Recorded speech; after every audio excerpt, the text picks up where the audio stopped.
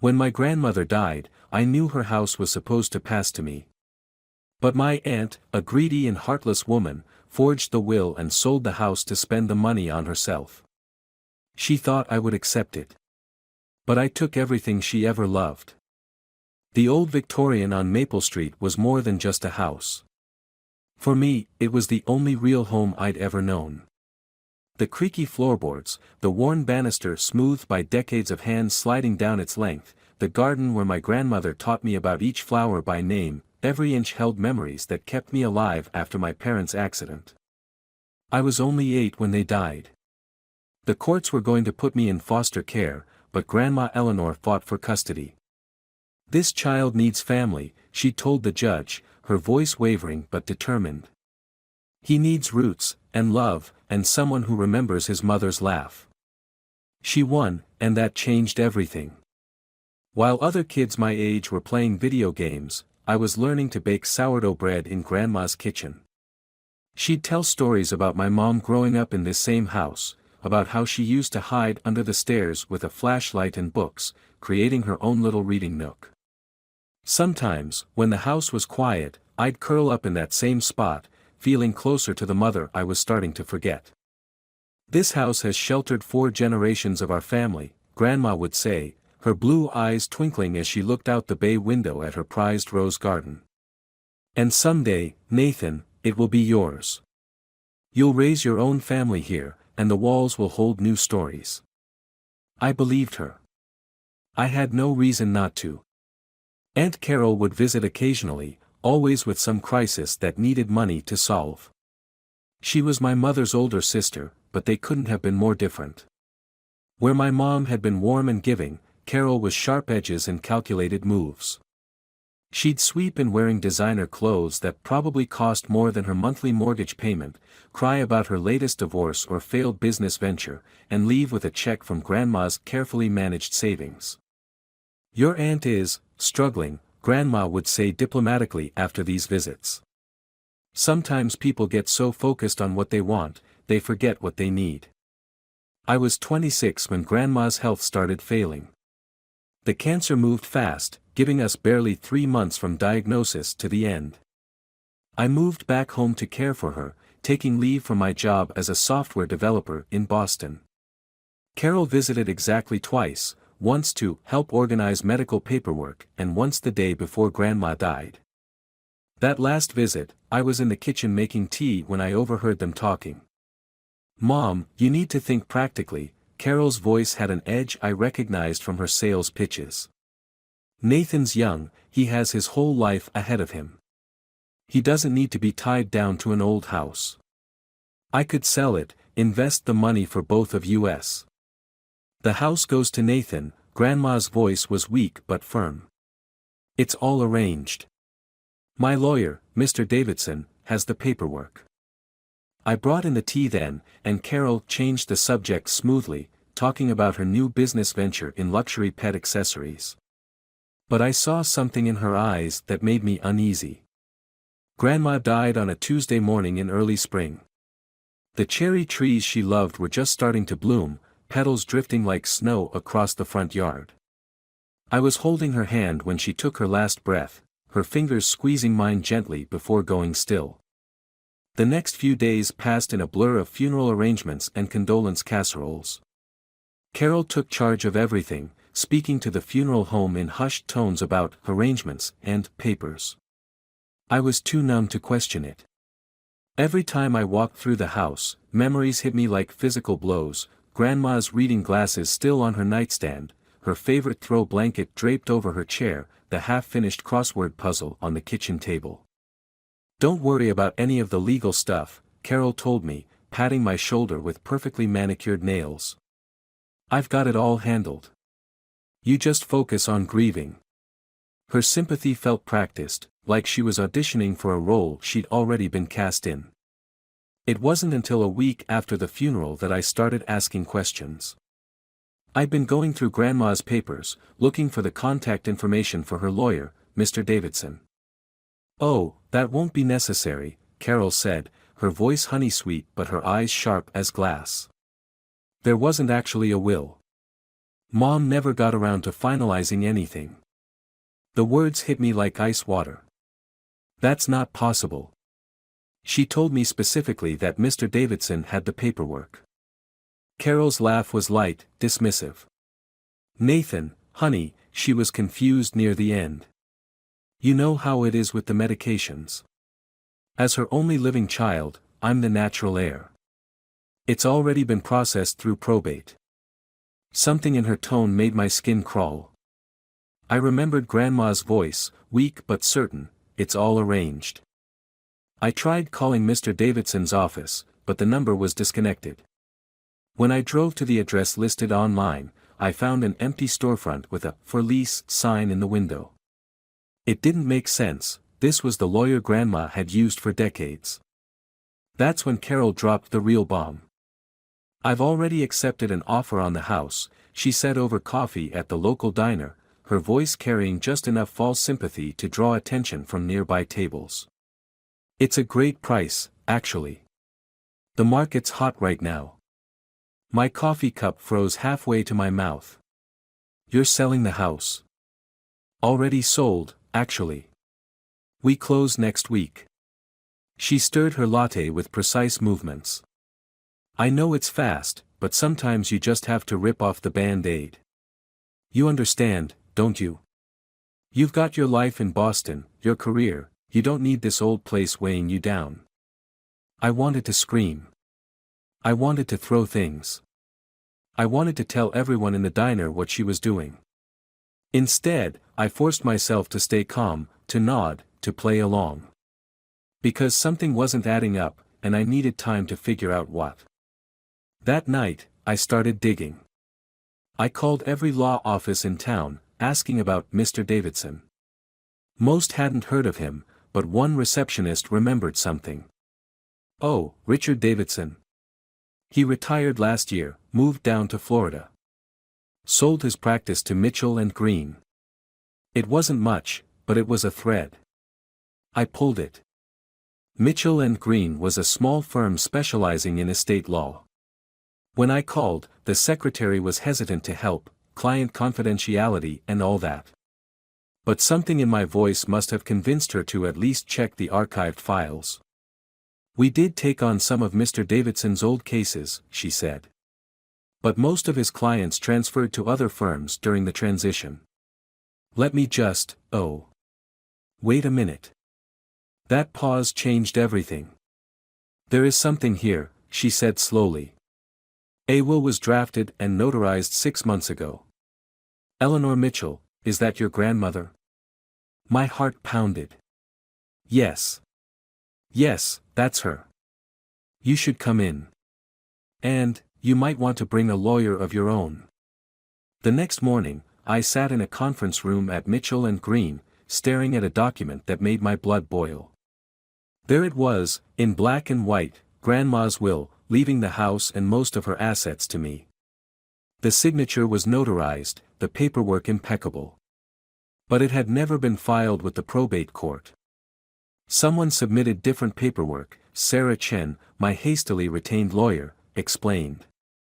A more recent will, supposedly signed 3 weeks before your grandmother's death.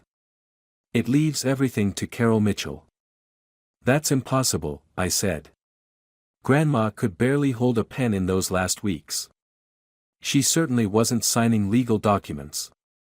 Sarah's eyes narrowed. Exactly. The thing about forged documents is that they leave trails. Especially when they're rushed. But by then, the house was already sold. Carol had moved fast, finding an all-cash buyer who wanted a quick closing. The money was already in her account, and according to my sources, most of it was spent. New car, cosmetic surgery, a luxury cruise booked for the summer. Classic Carol, always living beyond her means. I could have confronted her immediately. Could have caused a scene, threatened legal action. But that would have given her time to cover her tracks, to move whatever money was left, to prepare her defenses. No, I needed to be smarter. More patient. More like her. So I started playing a longer game. First, I hired a private investigator. Carol had left a trail of financial disasters across 3 states, burning bridges and creditors with equal abandon. Her current business, Perfect Paradise, a high-end pet spa, was leveraged to the hilt.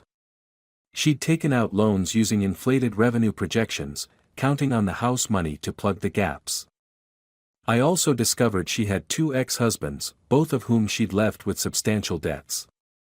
The more recent one, Marcus, had actually filed for bankruptcy after their divorce.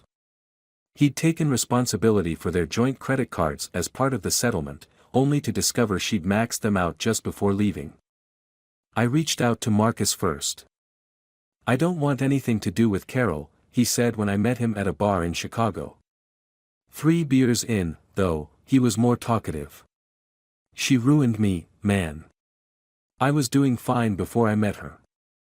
Had my own business, good credit. Now I'm living in my sister's basement, working 2 jobs to pay off debt that isn't even mine." I slid a folder across the table.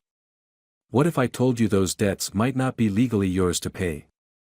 His eyes widened as he read through the documents my lawyer had prepared. She forged my signature on some of these." "You can prove that?" "With the right forensic accountant, yes. The statute of limitations hasn't run out. You could still file charges." Marcus looked up, a slow smile spreading across his face. "Where do I sign?" But that was just the beginning. Through the PI, I found invoices showing Carol had been embezzling from her previous business partners. I anonymously mailed copies to the victims. I discovered she'd lied on her recent loan applications, claiming income she didn't have. An anonymous tip to the bank's fraud department took care of that. Meanwhile, I stayed in touch with the house's new owner, a real estate investor named James Thompson. When I showed him the evidence of Carol's fraud, he was more than happy to cooperate. After all, no one wants to be stuck with a property purchased through forged documents. The dominoes were set. All I had to do was wait for them to fall. It started with small things. Carol's credit cards were suddenly declined at her favorite boutiques. Her bank called about irregularities in her loan applications. The State Business Licensing Board launched an investigation into Perfect Paradise's financial records. I watched from a distance as her carefully constructed world began to crack. She hired lawyers, made frantic phone calls, tried to charm her way out of trouble like she always had before. But this time, there were too many fronts to fight on. Marcus's lawsuit hit her first. The evidence of forgery was overwhelming, and her lawyer advised her to settle. That meant paying back not just the original debts, but penalties and legal fees too. She tried to take out a home equity loan against her condo to cover it, only to discover her mortgage was being reviewed for fraud. Then James Thompson's legal team filed to void the house sale, citing the forged will. The preliminary hearing was scheduled for a Tuesday morning in early spring, exactly 1 year after Grandma died. I made sure to get a seat in the back of the courtroom. Carol walked in wearing last season's designer suit, her usual confidence wavering. When she saw me, she faltered for just a moment. I smiled and gave her a small wave. The judge was direct and unsympathetic. The evidence of fraud was clear. The sale would be voided, the property returned to the estate.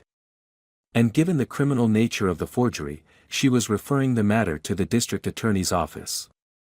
I followed Carol out of the courthouse, watching as she fumbled with her car keys next to her new Mercedes. "How?" Her voice cracked. "How did you do this?" "I learned from the best," I said quietly. "You taught me that family means nothing when there's money involved. That loyalty is for fools. That the only thing that matters is winning." She turned, mascara smudged under her eyes. "I needed that money. My business was about to go under, I had debts.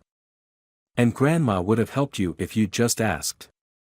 She always helped you, even when you didn't deserve it. But you couldn't wait, couldn't risk her saying no. So you stole from a dying woman, your own mother." "I didn't." She started, but couldn't finish. We both knew the truth. The DA will probably offer you a deal, I continued. They usually do for first-time offenders. But your assets will be frozen during the investigation. The banks will call in their loans. Your investors will want their money back. And everyone will know what you did. Carol's face crumpled. Please, Nathan. I'm your aunt. Your mother's sister. We're family. Family? I laughed, but there was no humor in it. Family doesn't forge wills. Family doesn't steal homes. Family doesn't betray each other for profit. I turned to walk away, then paused. You know what the funny thing is? If you just waited, played it straight, Grandma probably would have left you something. She always believed you could be better than this. That was her biggest flaw, seeing the best in people who didn't deserve it. I left her there, standing next to her soon-to-be repossessed car, her carefully constructed life collapsing around her. Part of me felt satisfied, vindicated. But another part just felt tired. The house was returned to me the following month. I walked through the empty rooms, touching the familiar walls, breathing in the lingering scent of Grandma's rose garden through the open windows.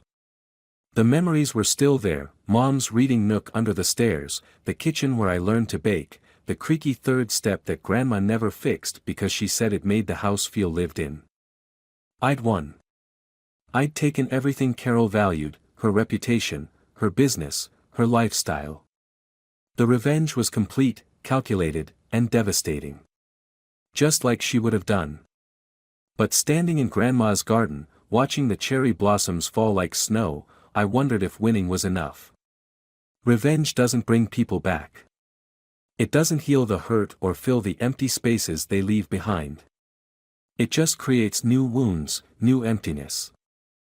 I knelt down and touched the soil where Grandma's favorite roses would soon bloom. Maybe that's what she meant about the house holding new stories. Not just the happy ones, the celebrations and quiet moments of joy, but the painful ones too. The betrayals, the losses, the hard lessons about family and forgiveness. I started renovating the house that summer. Not to erase the past, but to build something new alongside it. I kept Grandma's rose garden, learned how to tend it the way she did. Sometimes, when I'm out there in the early morning light, I swear I can hear her voice carried on the breeze, telling me the names of each flower, teaching me about patience and growth. Carol left town shortly after the DA's deal was finalized. Community service, restitution payments, 5 years of probation.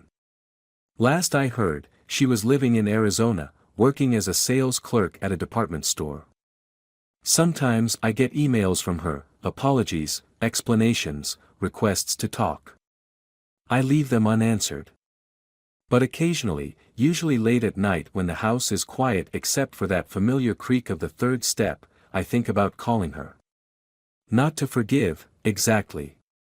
Some things can't be forgiven. But maybe to understand. To ask if she ever thinks about the cost of her choices, not in dollars and cents, but in the currency of trust and love and family. I got married last spring, in Grandma's garden. My wife, Rachel, understands about the house, about why I needed to fight for it. She's the one who suggested we turn the front parlor into a library, with Mom's old reading nook as its heart. We're expecting our first child in December. Sometimes I catch Rachel sitting in that nook, reading pregnancy books with one hand resting on her growing belly, and I think about cycles and circles, endings and beginnings. The other day, I found a box of old photographs in the attic. There was one of Mom and Carol as teenagers, arms around each other, laughing at some forgotten joke. They looked so young, so unburdened by the choices and betrayals that lay ahead. I almost threw it away, but instead, I put it in an envelope and mailed it to Carol's address in Arizona.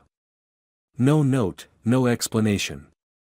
Just the photograph and a pressed petal from one of Grandma's roses. I don't know if she'll understand the message. Maybe there isn't one, really. Just an acknowledgement that nothing is simple when it comes to family, not love, not betrayal, not revenge, not forgiveness.